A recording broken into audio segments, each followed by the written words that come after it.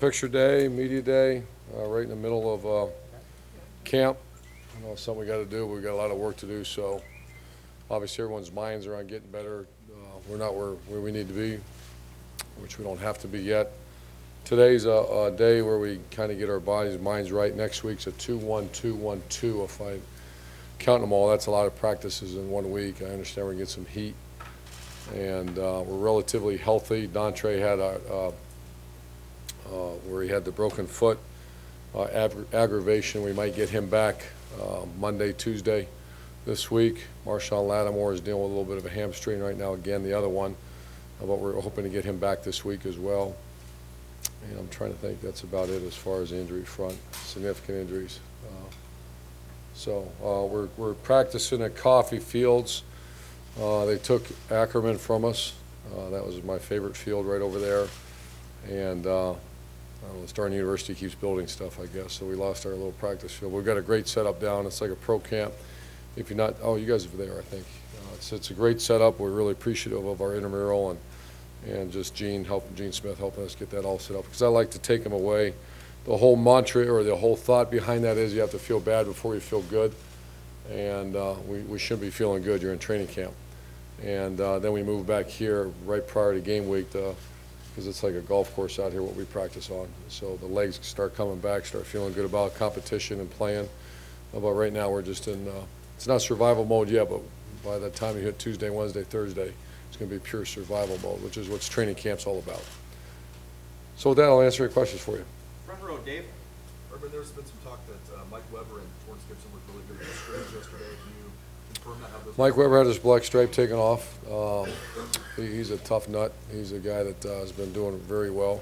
I think he's only the second one. Isaiah Prince was the first one. Torrance is a guy that we still haven't found our inside nine guy, we call him. He's the Devin Smith. He came to me. He realizes it's going to take at least a year to play quarterback here, especially with what's in front of him.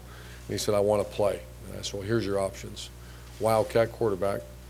We'll see what your skill set is at receiver, catching the ball a little bit. He's a very good athlete. We put him back there returning kicks. Obviously, that wasn't live. So I only think it's been a day or two. So for us to, say he's the anointed one or he's this or he's that, he's a kid that runs around pretty fast and is a really good guy. I mean, he's a team first guy, which I really appreciate that. But is he moved to receiver? No. Is he going to play? Remains to be seen. And that was kind of his, came to me and said, I want to play. And he sees what's in front of him with Cardell and JT and so forth. Second row left, Bill. Urban, I know you said that you guys don't talk about defending or anything like that, but About what? about defending the title or anything like that, but you've seen what it takes, knowing that it's going to take 15 games to accomplish that goal. Do you change anything in the off-season program with an eye toward longevity, maybe for the player? Oh, sure. Not with the necessarily, not for defending, but the health of your team. And that's something that I rely very heavily on with Coach Mick.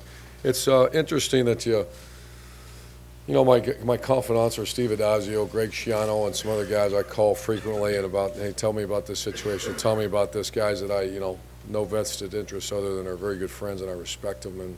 And last year's team was a team that, not much experience. So we practiced a lot different. Now, how do you get chemistry, execution, team building, yet stay healthy? And that's occupying about, even as I'm talking to you, that's all I'm thinking about.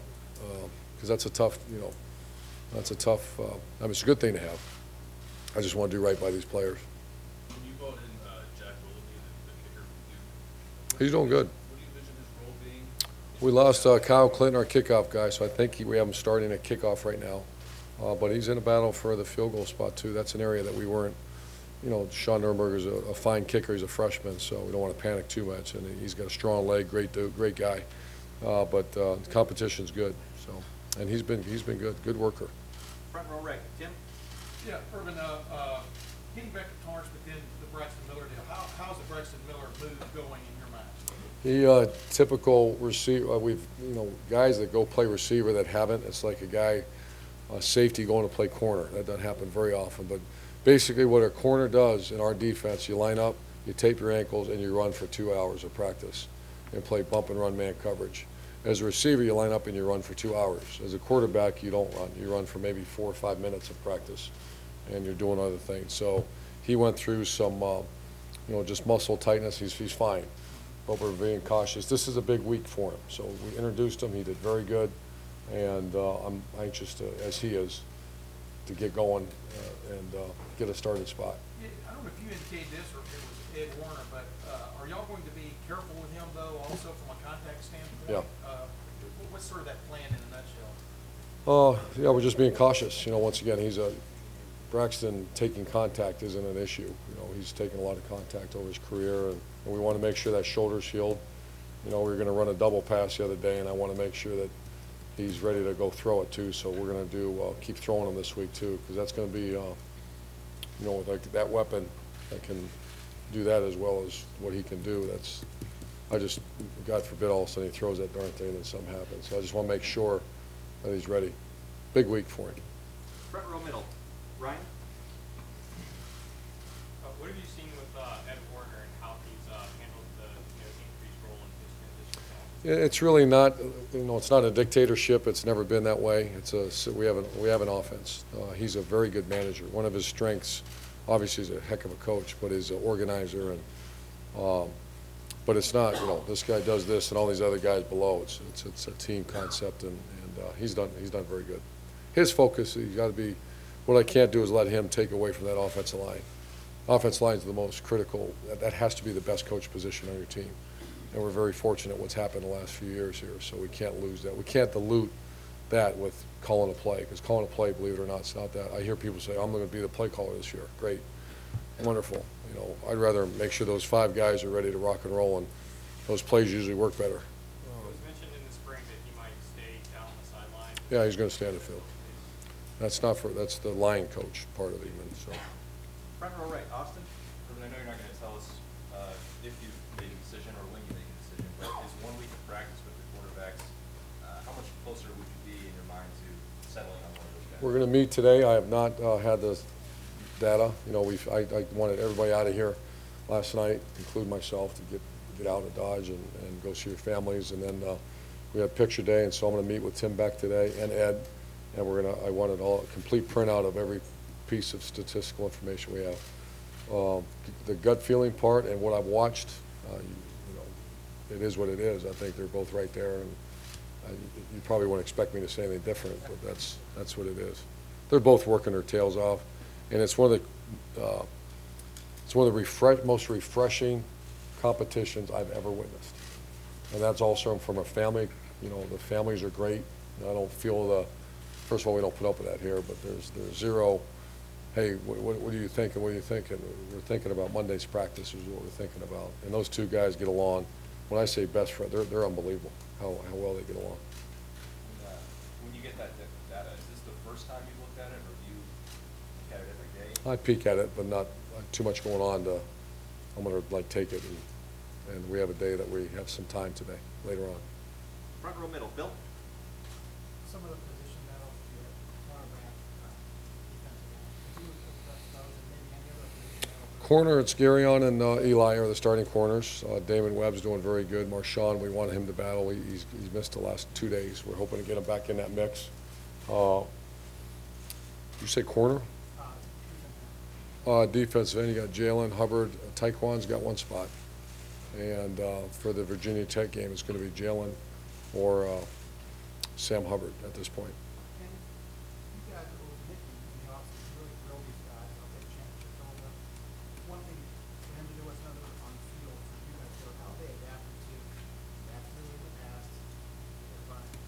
If you, I think you were at practice. If you see how hard our practices are and how fast things are moving, believe me, we don't have the gold trophy out there. Trying to say championship and all that. We're in survival now, so it's good. No, there's zero conversation about that. Second row left, Ari. Urban, you have a very diverse staff, and I imagine that's probably been a plus for you in recruiting. Can you speak to maybe the advantage of having a youthful personality like Zach Smith and his familiarity with pop culture and the way he connects with prospects? Did you purposely want a young guy on the staff, and Yeah. when you assembled it? Great question. Yeah, and that's something that when friends who get head coaching positions, and we'll have conversations about putting together a staff, you got to be very diverse. You have to be recognize your areas of recruiting, and then you got to have some youth in there, and that's Zach. I've known Zach since he plays for me at Bowling Green, and he's taken over the recruiting coordinator spot for us because of his social networking stuff that goes on, and I'd love it. I'm an old guy that don't quite understand it, but I kind of do now. I'm watching it, going, wow, this stuff's really good. And our recruits are telling us it's the best out there. Our video guy, our video staff, is some kind of Sammy Silverman, who is critical in our recruiting process just because of all the graphics, and then Dave Trishell, our video guy, and then Zach. It's amazing how it's changed just in the last 3 years. Do you remember an instance that Zach did something that you were unaware of yourself in terms of like maybe something you knew or said about? Oh, 100 times. Like, anything that like might have taken you by surprise when he was able to close on somebody, or a funny story? Yeah, one day I was with Jalen Holmes, and he's recruiting Jalen Holmes, and I'm in the house with him, and all of a sudden I see Jalen Holmes walking around with the iPad in front of him, and he's FaceTiming Zach's kids. So what the hell are you doing? And I look over and I see these kids in this video, or on whatever that iPad is, and so that's a first. So you don't FaceTime with that? No. Way to the back left, Matt behind the photographer. You touched on what coffee road this week. Find out about your team. What do you hope a week from now? What do you get out of this grind of a week that you have coming up? What do you hope you find out? Hope number one in our prayer every morning is safety of our players, health of our players, because you see it across the country right now. And man, when I hit ESPN.com and Fox Sports and CBI, I pull down these internet sites and I hit them real fast to see what's going on across the world. And you see that a young guy get hurt, and I don't think the world realizes how much time goes into that. And that's the number one thing, is healthier players.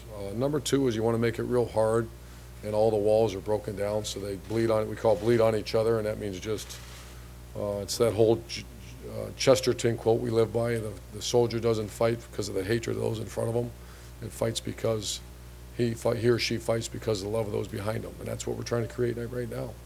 It's a survival mentality. This week is a tough one, real tough. You mentioned the relationship between JT and Cardale. Yep. They both obviously want to start. We got to talk to them this week. They both sang the praise of each other. How unique is that to have a battle like that, and yet they have that relationship? I think in your world it's not unique because people say those things, and sometimes it's not genuine. This one's very genuine. And because sometimes I'll see, and I've even witnessed it, where guys are battling for a spot, and I hear that, but I don't see it. I mean, they encourage each other, they push each other. It's unique. I think it's very unique. In the back, Lori. Coach, in past years, you and your staff studied leadership, rugby style, tackling, recovery periods for athletes. What was the focus of what you guys studied this offseason? What you just mentioned, that's very observant, and that's we've enhanced it over and over again. It's very fluid in our world, and the more I'm experienced I get, I realize that we're covering R factor, brotherhood of trust. We just it's a whole new. Josh Allaby and Mike Weber had never heard of that before, so we have to reteach and re-go and enhance what we taught before. And rugby tackle, we completely committed. So. Other than that, it's pretty much the culture set. We just have to maintain and enhance it. Is there anyone who you studied in particular to address the challenge of repeating? You look at someone who's won a championship and what they did the next year? No, I thought I would go do that, but every team's different, and I don't think there's a cookie-cutter way of going about your world. And, the one guy I do talk to is Lou Holtz, and not that he's repeated a championship, but he's a guy that I have great confidence in, and we can talk. And ours is more because we're different. There's zero. We don't have team goals per se. We want to compete for a championship in November, but okay, we want to be 9 strong, and that's pounded in all through this facility is 9 strong, and we don't want them focused on anything other than their unit. If we can do one question apiece now, Brian. All right. Talking about not talking about repeating and that sort of thing, but obviously the expectations for this team are going to be sky high going into number 1 to start the year. What have you told them, or hopefully you told them about trying to deal with that situation, especially having gone through yourself? We did, we briefly talked about it, but that's, you know, we created a monster, you gotta feed it, but then, no, I don't wanna disappoint you, but really zero conversation about that. These team meetings, and I'd be disappointed to hear our players talk about anything other than Adolphus Washington worrying about the defensive line, and Von Bell and Tyvus worrying about that we have the best safeties in America. Eli and Garyon take care of the world. For Garyon and Eli to worry about something other than that, that's not fair. And more importantly, for Coach Combs, Coach Johnson, Coach Ash, myself, to worry about something is just, I mean, it doesn't exist. It probably exists when they are out and about. The good thing is they're locked down at the hotel with us, and so up until we play the first game, we're locked down. And Far left, Bill? You said in Chicago that JT increased his arm strength. Mhm. Is that the new are they able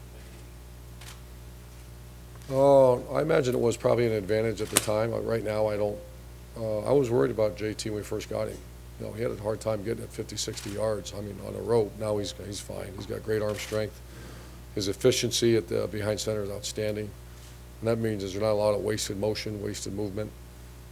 So he's worked very hard. He actually went to an arm strengthening specialist at one point. I think it was 2 years ago. Him and Tom Herman had something hooked up. But his arm strength is no issue. Far right, Clay? What have you seen, Coach, from those suspended players? Do you think this will be just a blip on the radar, the one game? Yeah, I do. I do. Handle it well? Yeah, I don't want to go individually, but everyone handles it differently. And the guys that have taken care of their business in the classroom, off the field, and on a football field, and they have a blip, that's called a blip. The guys that have struggled in the classroom, and then this is just another one, you know, it's the ones you worry about. So, and I'm not going to give names, but every case is different. Far left, David? Urban just familiar to certainly another freshman that came from one of us this year. I asked this sort of tongue in cheek, but how good does your group have to be to compensate for your higher numbers on the next that process has worked? Well, good question. I didn't know how that works, and so he wanted, I think it's 47, right? That's Chick Harley, if I remember right. And everyone knows that the respect that we all have for myself and Luke Fickle, and so I asked Gene, is that because his dad brought it up to me? He's a great family, and I get how important. When I was that age, numbers were important. This age, I don't care, but their ages are important. And so if he's a good guy, takes care of his class, and his work in a classroom, he handles his business, which he does. You know, I brought it up, and they said it shouldn't be a problem. And we talked to the Harley family. I personally did. I talked to Archie Griffin. He's kind of the guy you run all kinds of stuff through for obvious reasons. And I didn't see any issue at all. Third row left, Ralph? When I was here during the spring, we talked about how you personally try to prepare for this season, just so much, has so many similarities to 2009 Florida. So you didn't have personal experience like you had that season. You certainly learned. Have you gotten to a place going into this season where you feel personally that you can make the balance that was lacking in Florida? It's tough. I mean, it's a freaking grind right now, man. And whether it's repeating or not, this is the same as our first year here. So at this point in time, there's not much balance, no. But I was going through some health, my chest pains and all that, so I'm fine health-wise and taking care of myself. But it is what it is. These next few weeks, man, there's not a whole lot of. I'm not playing Muirfield right now. I could promise you that.